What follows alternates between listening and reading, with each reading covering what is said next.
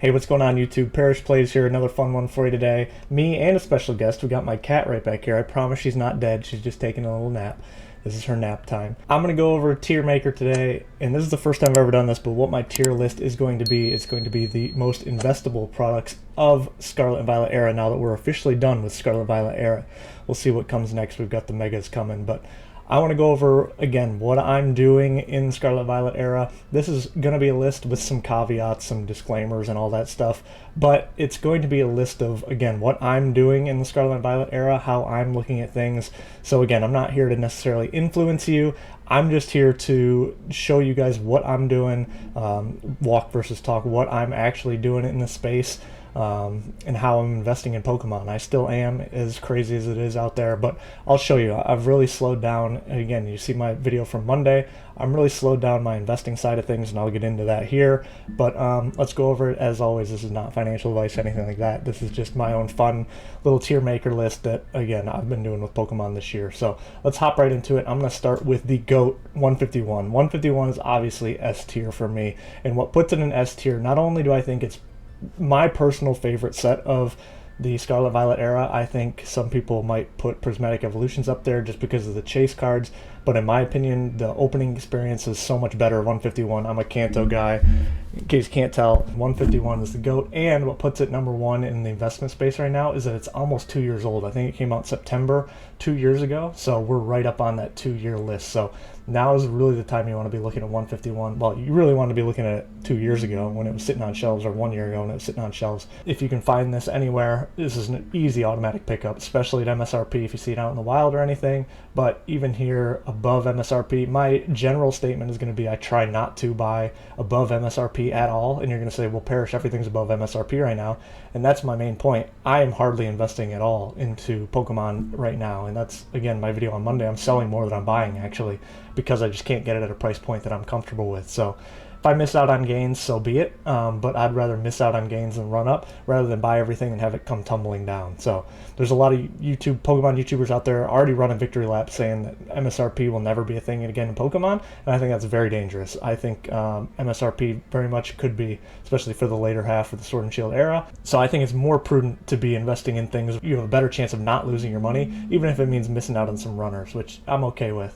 I'd rather people come to my channel saying, hey, Parrish, you told me not to buy this and it ran up to $300, $400, rather than people coming and telling me, Parrish Plays, hey, you told me to buy this at $300 and it went all the way back down to $160. I've lost half my money on this Destined Rivals booster box or something like that. So that's kind of how I run things, and again, it'll make sense once I get into it a little bit more. So A tier, again, I already kind of hinted at this, but we're going to put Prismatic Evolutions, and the reason it's not in S tier is, again, because it's so early on in the cycle. I think Destined Rivals can go right up here as well. I think both of these are in the same boat. I think these three are the best of the Scarlet and Violet era. So again, if you can find these at MSRP, these are no-brainers. And again, you might be holding on to these two specifically for 2 years before they do anything, which is why they're in A tier rather than S tier. But I do think these two will be some of the best of Scarlet Violet. I think this Destined Rivals is probably the best booster box set of the era. And then I think Prismatic Evolutions, just because of the God Packs, the chase rarities, the card value inside, I think this will be the closest thing to an Evolving Skies that we get from this era. And I think, people talk about how awful of an opening experience Prismatic Evolutions is, but so is Evolving Skies. If you open Evolving Skies, you're going to get hardly anything 99 times out of 100. So, and people are still chasing that. Packs are still $25. Booster boxes are still $2,000 or whatever they are. So, and the fact that it's a specialty set makes it even harder to collect. There weren't booster boxes or anything like that. So, and then again, walk versus talk, what am I actually doing? Why are they in A tier? I do have some of these. Prismatic Evolutions I got exclusively at MSRP. This came out, I guess, before everything kind of went crazy. I was able to pre-order some at GameStop, pre-order some at Target, and so I have a bunch of these. They have been dead money for the past 6 months or whatever since Prismatic Evolutions has come out, and I'm okay with that. I haven't gone all in, but I do think that I don't want to miss the boat on this. I'm not buying any more at market value, so I'm not buying at $100, and this could come all the way back down to MSRP, and I'd be okay with that because that's what I paid. Again, I'm just trying not to lose money on these investments, and for fear of being too late on these two, I do have, I think, 3 booster boxes of Destined Rivals. I bought it around 200. Again, just for fear of there is a chance that it doesn't come down to MSRP. I do think personally we will get a chance at MSRP again for most of these products that are, again, second half of Scarlet and Violet. So for those, I'm going to be a little bit more patient on. I'm not going all in on buying more of these at market value, at their current value. But if I see a chance to get them at a good deal or at MSRP, I'm going to scoop that up, because I do think these two are the best of Scarlet and Violet era. Next up, A tier, I've got Paldean Fates. I think it is another specialty set I think is an amazing set. And again, it would be S tier if it was even a little bit older, but this could get reprinted somewhere. These really got skipped over for reprints. You've seen a couple in Walmarts, but nothing from LGSs or anything like that. So Paldean Fates is another one. I really like this set. The Bubble Mew, the Charizard is actually my favorite card of the Scarlet Violet era. I'm still a Charizard homeboy, and I think he is getting... I think it's almost cool to hate on Charizard now, so I think that's one of the things that has this set down a little bit, but I do think that set and that card are just beautiful. So I think this one will do very well long term. And Talk versus Walk, I've got a sealed booster display of this and a few ETBs. I bought a whole bunch on pre-order of this stuff when it was dirt cheap. I remember texting my buddies saying, am I crazy? I just spent, $1,000 on this Paldean Fates set even before it's out. But I think that's okay. Again, it was dead money for a while, but that's the thing with these two. Paldean Fates is dead money until it's not, and then they just explode upwards. And I think the same thing could happen with these, even though I also think they could go down to MSRP. So I kind of hedge my bets. You buy a little bit, keep a little bit to the side, but don't go all in on those. So that's what I think for A tier, and then we'll move on. I believe that's all I've got in A tier. Moving on to B tier, it's going to be a toss-up here in B tier between Surging Sparks and Paldea Evolved.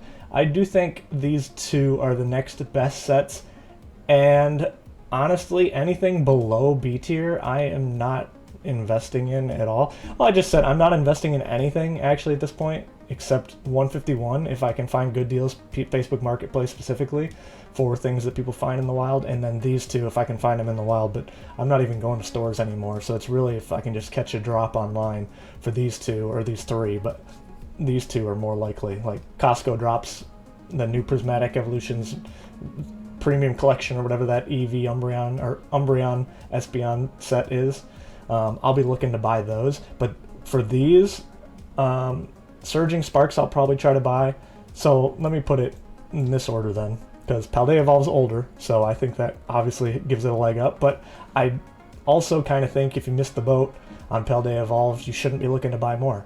I mean, I think for the same prices as Paldea Evolved, you could get a lot of the Sword and Shield era stuff, and in my opinion, that stuff's better, older, all of that. I think Paldea Evolved, has one card, that Magikarp, that's really pumping it up, but other than that, it's got a ton of Gen 9 Pokemon, and if you look around, people don't really love Gen 9 Pokemon, which is surprising because I do. I love the Baxcalibur, the Chien-Pao, the Tinkatink, that whole line. I actually almost used exclusively all new Pokemon in Scarlet and Violet when I played through it, which is very rare for me. Normally I stick to my Gen 1 guys, but I thought Scarlet and Violet had a lot of cool Pokemon, so I really like this set, personally, but at this price, I don't think it makes sense. But it's up here because these other ones are just strictly worse in my opinion. So I'm not buying more, but I'm definitely holding what I have. Although if I were putting more money into it, I'd probably be putting more into Sword and Shield instead. Surging Spark, kind of same thing. This one's a better set than people are giving it credit for. A lot of comparisons to Vivid Voltage, which I don't think is necessarily fair. They both got a Pikachu, but obviously Surging Sparks is much better than that set. But that doesn't mean they couldn't print it as much as they printed Vivid Voltage, and it could be sitting on shelves in a year from now when we've got Mega Evolutions coming out, and you're looking at a Walmart shelf and you see Surging Sparks versus the Mega Charizard set. Which one are you going to pick up? You'll probably pick up the Mega Charizard set. But I still think Surging Sparks has a lot going for it. The Latios Latias, the Melodic. This has got some good cards. I do like this set, although I'm not investing in it personally right now. And then the last one for B tier, I'm going to put in Black Bolt and White Flare. Gen 5 is not necessarily universally loved. I know me personally, that was probably a time when I wasn't really playing the Pokemon games. I think I played Black and I don't even know if I beat Black 2. I know I definitely bought them, but it was, I think, a time when I was a little bit embarrassed to be playing Pokemon. So I wasn't playing Pokemon this time, so I don't have a huge nostalgia factor for Gen 5. That said, this set is amazing.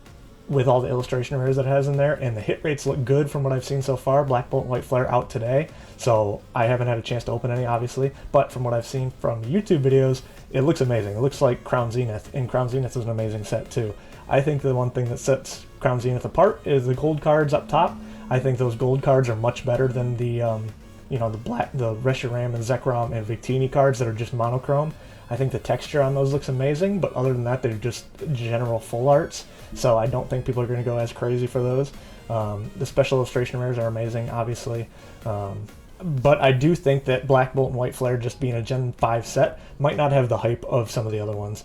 These two could probably be interchanged. I could see Black Bolt and White Flare being above Surging Sparks, just because of the hit rate opening experience, but we'll have to see how much this is printed. And again, for now, because it's so new, I'm not buying very much of it.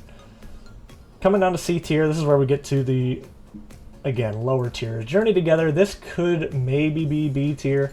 I do like this set in the fact that it brought back partner Pokemon. The problem is they used, Hop, Iono. They used all these new trainers instead of the old ones. That's what separates Destined Rivals from Journey Together. That's what makes it better, in my opinion, is the Pokemon and the trainers that they have is just so much better in Destined Rivals. I mean, in my opinion, hunting for the Mewtwo is a much better chase than hunting for a Clefairy, but I do think Journey Together is a great set for kids. I take it over to my nieces, and they love opening the set because there's so many cute cards in it. My wife loves opening the set because of all the cute Pokemon in it, so it is a good set, but I just don't think it stands up to the test of all these other sets, and I think those are just simply better, so that's why I've got it down here, but probably the best of the C sets. Another one as far as C sets go, I think Twilight Masquerade is right up there, same thing.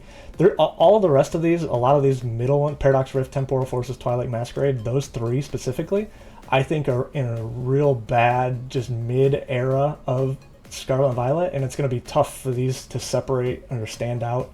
And there's an argument to be made, well, if people are looking at these ones, they're not looking at Twilight Masquerade, Paradox Rift, and Temporal Forces, but in my opinion, there's a reason they're not looking at them.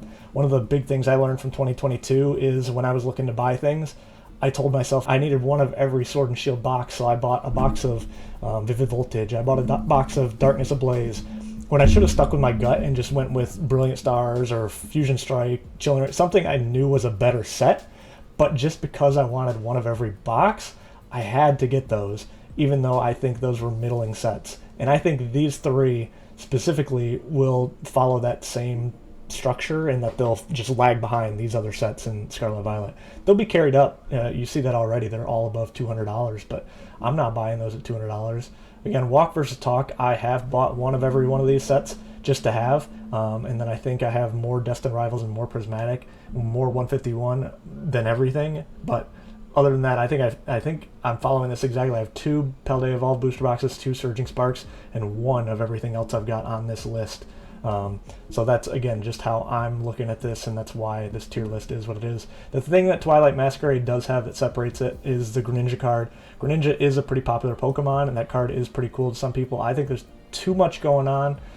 Again, that's kind of the problem with these terrestrialized Pokemon. There's just a lot going on in the card. The fact that it has Greninja puts it higher up on the list than some of these other, but still not very high that I'm going to be investing in it. Now, this one might be a little bit controversial, but I think Obsidian Flames comes next. Again, I'm a Charizard homie. I think Charizard is the GOAT, obviously. A small set, but it does have some beautiful art rares. I love the Pidgey line in that set. I love the Ninetales. This one, honestly, could be moved up for me personally ahead of these other ones, but I think, again, taking my emotions out of it, I think because of the size, Obsidian Flame is just so small, same thing with Journey Together, they'll keep those down in C tier. I think we'll probably swing to a point where Charizard's cool again, and this set will probably pop off, but for now, it's gotta be down there a little bit. But I do think it's, I do like the set just because I'm a Charizard homie, so I'll keep that where it is. And then these final 5 down here are all really going to be the same. I think I'm pretty comfortable with this list being what it is. And then these 5 down here just kind of, again, all lumped together. If I had to put these forward, I would put Temporal Forces first because of the art rares, honestly. I like the art rares here. And then same thing with Paradox Rift. Some good art rares in that one too. But then all of these down here, I'll probably go Shrouded Fable, just because it's a specialty set, again, harder to find. And then I'll say Scarlet Violet base, Stellar Crown. Stellar Crown does have, I'll probably switch these two. No, Stellar Crown does have the beautiful Bulbasaur and Squirtle art rares, illustration rares, whatever you want to call them. But just buy those cards instead, in my opinion. And then same thing, Scarlet Violet. The only reason this goes above Stellar Crown is because of age. So again, I have one box of all of these, and I'm not looking to invest any more in these. If something comes up that's a crazy deal, maybe I'm in City in Flames. Yeah, if a deal came up on any of these, I would probably take a swing, but these I might just pass on, especially at $200 a box. It's crazy to me that these are $200 a box. So this is really going to be my final list right here. So let me know in the comments what you think, what you guys are doing, how you're investing, what you agree with me on, what you think I got wrong, and then just what are you guys investing in so far. So like I said on Monday, I'm actually selling more than I'm buying, so this tier list is even tough for me because there's only one thing in S tier. It's the only really thing I'm looking to buy right now. I will say, again, just some cautionary tale, I'm a pretty risk adverse person, so I'm not going to be chasing these highs. It is a possibility that some of these don't get reprints and they just run, and I'll be okay missing that. If Paldea Evolved is $700 this time next year and I missed it by not buying at $350 here, then I'm okay with that. You know, I would rather miss out on that gain rather than buy into Paldea Evolved up here at $350, and then this time next year it drops down to $250 or $300 or whatever. It's just stayed stagnant for the whole year, just because the popularity in Pokemon has dropped off. I know there's people already doing victory laps that MSRP is dead, it can never happen again, but it definitely could. And so that's just how I am. I'm very risk adverse, so I've got my positions in these that I'm happy with. Those are going to be dead money for a while, but that's okay because, again, if we don't get reprints, I want to be at least have some position in it. So that's kind of my thought with this. And this is almost exactly how I'm playing it. Like I said, I've got the most 151, and then I've got the most prismatic. I've got a ton of ETBs and Pokemon Center ETBs. I think right now you'd be better off to buy the Pokemon Center ETBs where they're priced at compared to the regular ETBs, just because why not? There's a little bit more scarce, and for only twice the price I would probably be buying those. Destined Rivals I got the most boxes of, Paldea Fates I got a bunch of bundles of, and then these I've got two. I'll be trying to buy some of this, and then I've got one box of everything else. So that's kind of my tier list. Again, rambly way of doing it, but let me know what you guys think in the comment. Click one of these videos over here if you're interested in grading your Pokemon cards. I show you how to do that, and I will catch you guys in the next video. Peace.